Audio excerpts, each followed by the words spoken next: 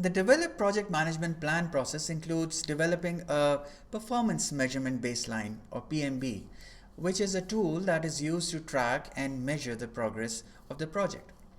It is a document that outlines the project's objectives and performance metrics, and it serves as a basis for measuring and reporting project performance.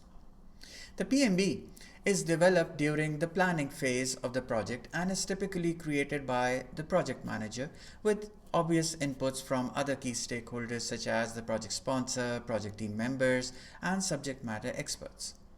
The PMB includes the following elements: project objectives. These are outlining the project's objectives, deliverables, and what is included and excluded from the project.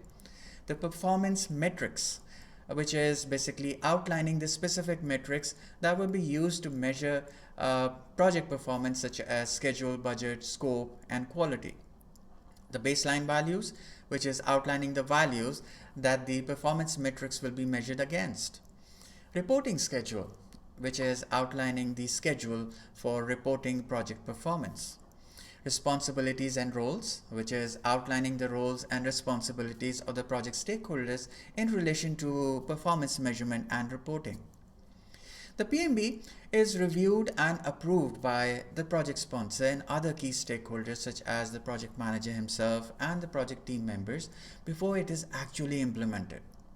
It serves as a guide for the project, providing a clear and concise overview of the project's objectives, performance metrics, and baseline values. It also helps project managers to monitor and control project performance and to identify and manage project risks.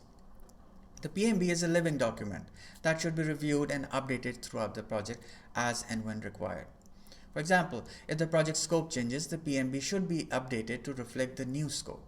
If new risks are identified, they should be added to the PMB. If new performance metrics are needed, they should be added to PMB as well. See you in the next lecture.